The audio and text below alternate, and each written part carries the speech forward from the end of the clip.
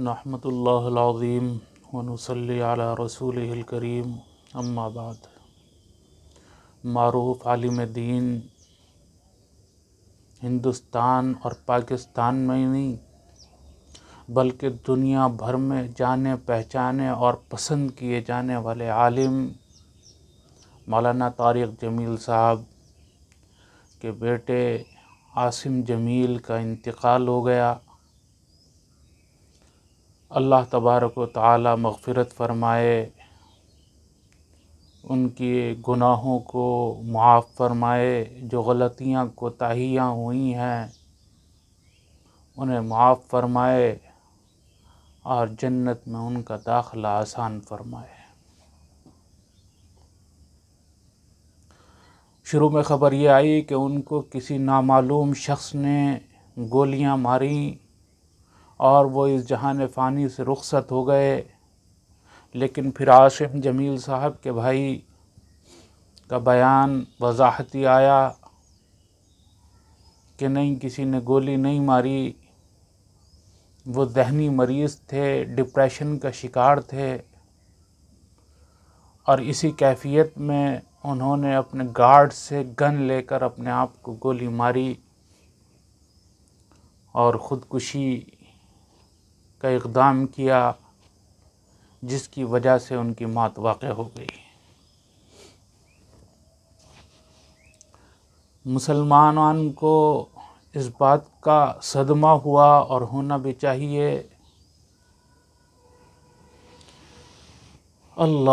پھر ان کی تدفین کا وقت آیا اور عاصم جمیل کے والد صاحب یعنی مولانا طارق جمیل صاحب نے اس وقت ایک پرسوز بیان کیا۔ سب کچھ درست اور صحیح تھا، ان کے لیے مغفرت کی دعا کی جاتی سمجھ میں آ رہا تھا، پھر یہیں سے معاملہ بگڑنا شروع ہو گیا۔ مولانا طارق جمیل صاحب نے اپنی تقریر کے اختتام پر اعلان کیا کہ ہمارے بیٹے کی قل خوانی ہوگی، یعنی آپ جس کو ختم شریف کہتے ہیں، اور حقیقت میں یہاں تک تو مولانا طارق جمیل صاحب کا بیان ہے، اور حقیقت میں یہ ایک تیجا کی رسم تھی۔ دوستوں، اگر آپ پریشان ہیں گیس اور قبض سے تو اسے ہلکے میں نہ لیں۔ اسی کی وجہ سے پائلس ہوتا ہے، پتے میں پتھری ہوتی ہے، ہارٹ اٹیک میں آدمی مبتلا ہوتا ہے، فالج کا مرض میں مبتلا ہوتا ہے۔ یہ ساری پریشانیاں آدمی کو گھیرتی ہیں صرف گیس اور قبض کی بیماری کی وجہ سے۔ تو آپ اس کا بہترین حل پا سکتے ہیں کرشمہ دواخانہ میں، ایک مرتبہ ضرور آئیں اور اپنی پریشانیوں کا حل پائیں۔ مولانا طارق جمیل صاحب نے اپنی تقریر کے اختتام پر اعلان کیا کہ ہمارے بیٹے کی قل خوانی ہوگی، یعنی آپ جس کو ختم شریف کہتے ہیں، اور حقیقت میں یہاں تک تو مولانا طارق جمیل صاحب کا بیان ہے،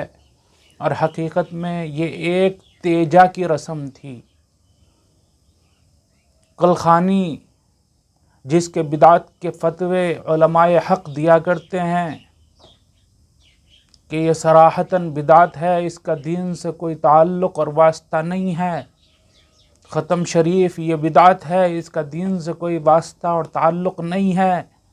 یہ تیجا، یہ دین میں ایک نئی چیز پیدا کی گئی ہے، مولانا نے اس کا بھی اعلان کیا۔ اور عقل حیران ہوئی کہ جو ساری زندگی یہ بات پوری دنیا کے کونے کونے کے اندر کہتا پھرا کہ اللہ کے دین کو اپناؤ، نبی اکرم محمد عربی صلی اللہ علیہ وآلہ وسلم کی سنتوں کو اپنی زندگی میں لاؤ، وہ اب بدعت کی دعوت دے رہا ہے۔ پھر جب بدعت آتی ہے، کل بدعت ضلالہ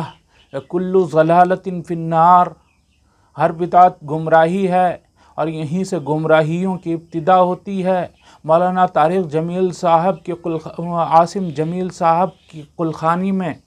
مولانا نے ایک بڑے زبردست پنڈال کا انتظام کیا، جس کے اندر بہت سارے لوگ تو شریک نہیں تھے مگر کافی سارے پھر بھی تھے۔ اسٹیج کے اوپر مولانا خود بیان کرنے کے لیے بیٹھے اور پرسوز بیان کیا۔ مولانا کی حالت واقعتاً بیان کرنے والی نہیں تھی، لیکن اس حالت میں بھی بیان کیا۔ اور پھر ہونا تو یہ چاہیے تھا کہ ان کے لیے ایصال ثواب کا اہتمام کیا جاتا، ہونا تو یہ چاہیے تھا کہ عاصم جمیل کے لیے مغفرت کی دعائیں کی جاتی، ہونا تو یہ چاہیے تھا کہ عاصم جمیل کے لیے اللہ سے بخشش کی دعائیں کی جاتی، عاصم جمیل کے گناہوں سے عاصم جمیل کے گناہوں کے لیے اللہ سے معافی مانگی جاتی۔ لیکن ہوا یہ ہے کہ مولانا طارق جمیل صاحب نے یہ ثابت کرنے کی کوشش کی کہ کیونکہ یہ ایک معروف عالم دین کا بیٹا تھا، کیونکہ یہ دنیا کے ایک جانے پہچانے عالم دین کا بیٹا تھا، اس لیے سیدھا جنت میں جانے والا ہے، اس کے لیے کوئی مغفرت کی ایسی دعاؤں کی ضرورت تو ہے نہیں۔ اللہ، جس نے اپنے باپ کی پوری دعوتوں کو سنا تو ہوگا، جس کے باپ نے پوری زندگی یہ سمجھانے میں لگائی ہے کہ اللہ کے دین کے مطابق زندگی گزارو، اللہ کی سنتوں کو اپنی زندگی کے اندر لاؤ، اس نے اپنے باپ کی ان باتوں کو نہیں مانا اور ایک فاسقانہ زندگی گزاری۔ اللہ تبارک و تعالی اس کے ان گناہوں کو معاف فرمائے۔ جب اس کو دیکھا جائے تو اس کو دیکھ کر کوئی اندازہ یہ لگا نہیں سکتا کہ یہ کوئی عیسائی ہے یا کوئی یہودی ہے یا کوئی اور غیر مسلم ہے یا کوئی مسلمان ہے۔ اس نے اپنا چہرہ مہرہ، اپنا اوڑھنا پہننا سب کچھ ایسا بنا رکھا تھا۔ اور پھر مولانا طارق جمیل صاحب یہ بیان فرما رہے ہیں کہ یہ اللہ کا ولی تھا۔ حیرت تو اس بات پر آ رہی ہے، حیرت تو اس بات پر ہے کہ اس کا چہرہ مہرہ، اوڑھنا پہننا، بالوں کی تراش خراش، چہرے کی تراش خراش سب کچھ فاسقانہ تھی، اور مولانا کہہ رہے ہیں یہ اللہ کا ولی تھا۔ اور مولانا کے اس بات کے کہنے سے ہمیں زیادہ حیرت اس لیے بھی نہیں ہوئی کہ انہیں تو اللہ کے ولی داڑھی ٹوپی میں کم نظر آتے ہیں، اور ان کو تو اللہ کے ولی ہجڑوں میں گانے بجانے والوں میں زیادہ دکھائی دیتے ہیں۔ کبھی اللہ کا ولی انہیں عامر خان کے اندر دکھائی دیتا ہے، کبھی اللہ کا ولی انہیں، کبھی ولایت کا یہ مرتبہ انہیں عمران خان کے اندر دکھائی دیتا ہے۔ وہی عمران خان جو مولانا فضل الرحمان جیسے عالم دین کو رات دن کوستا اور گالیاں دیتا رہتا ہے، ان کے اوپر الزامات کی بوچھار لگاتا رہتا ہے۔ 4 سال تک اس کا اقتدار رہا، ایک الزام ثابت نہیں کر پایا،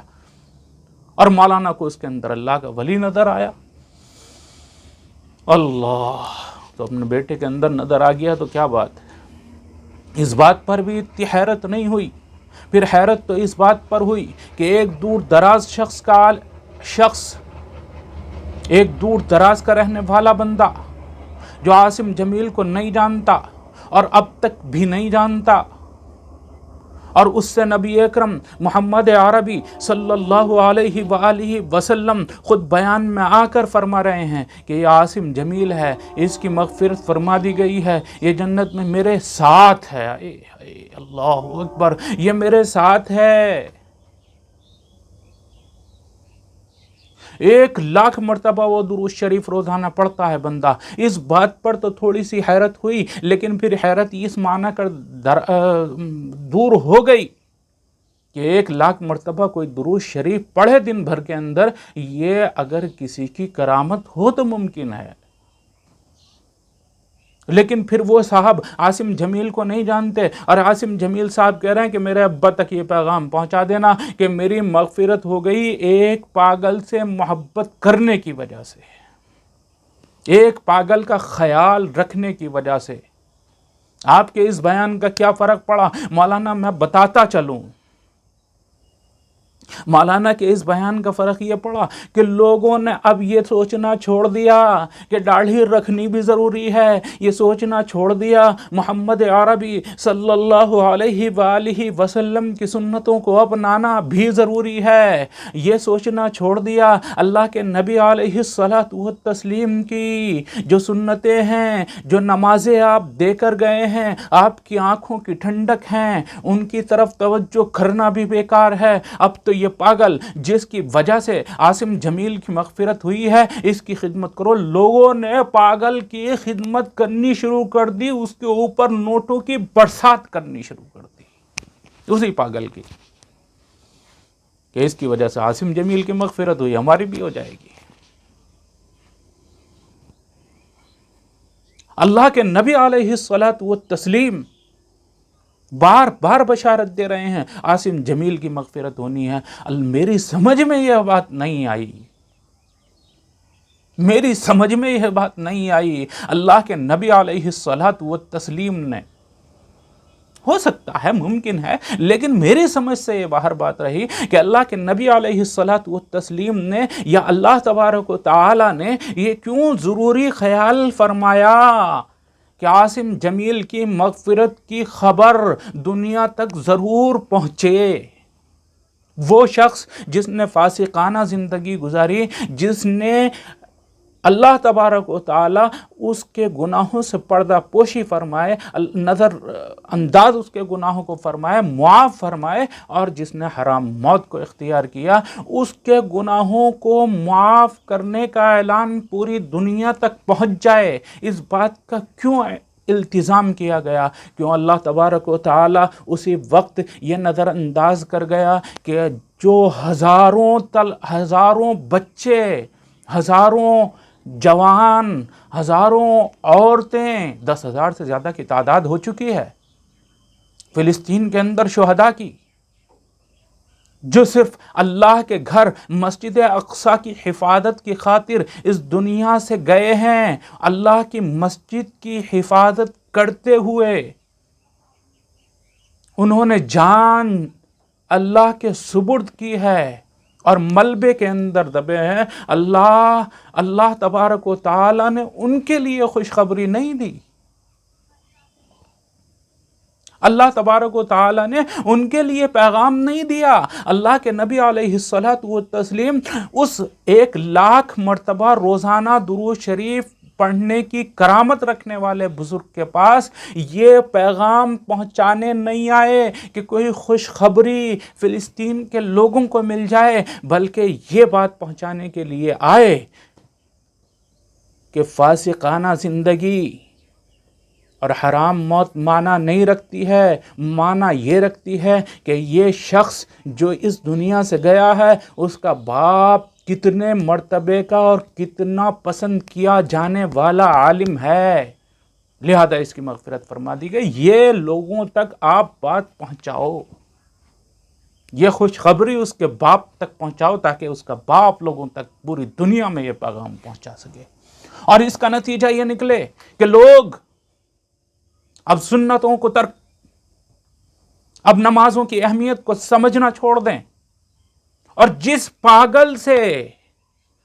عاصم جمیل محبت کرتا تھا اس سے محبت کرنے لگیں، اس کے اوپر نوٹوں کی بارشیں کرنے لگیں، اور 1000 جگہ جہاں لوگ بھوک سے پیاس سے تڑپ رہے ہیں ان کا خیال کرنے کا کوئی ارادہ ان کے دماغ کے اندر نہ آئے۔ یہ ہماری سمجھ سے بالا تر بات ہے۔ اللہ تبارک و تعالی،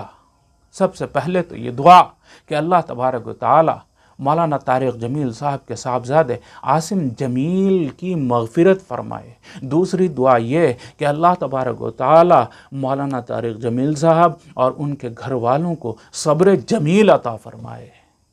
اور تیسری دعا یہ بھی ہے کہ اللہ تبارک و تعالی مولانا کو ہدایت عطا فرمائے،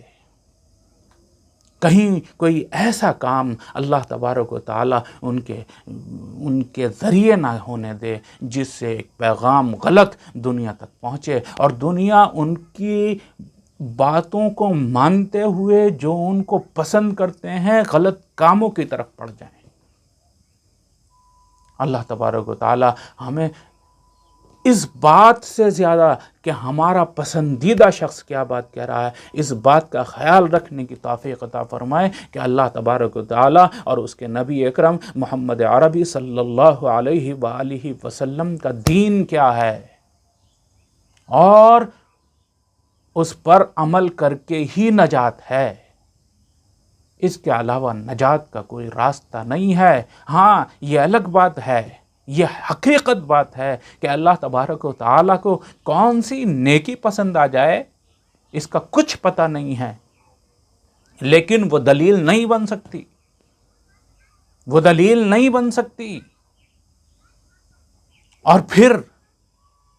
یہ خوابوں کی باتیں ہیں، خوابوں تک ہی رکھیے، انہیں یہ سمجھ کر اپنی زندگی کے اندر اتارنے کی کوشش نہ کیجیے کہ ہاں اتنے بڑے عالم نے اتنے بڑے بزرگ کا خواب بیان کیا جسے دنیا کوئی جانتی نہیں ہے۔ یہ بڑا عیب ہوا کرتا ہے روایت کے اندر اگر یہ بیان کیا جائے کہ کسی شخص نے یہ بات کہی ہے اور اس شخص کا نام چھپا لیا جائے، یہ روایت کا بڑا عیب ہوا کرتا ہے، اور مولانا نے یہ بہت بڑا عیب کیا ہے۔ اور پتہ نہیں، خیر ہم تو یہی مانتے ہیں کہ مولانا سے یہ سب باتیں غم کے اندر ہوئی ہیں۔ اللہ تبارک و تعالی سوچنے سمجھنے کی اور صحیح درست اپنانے کی توفیق عطا فرمائے۔ وما علینا الا البلاغ۔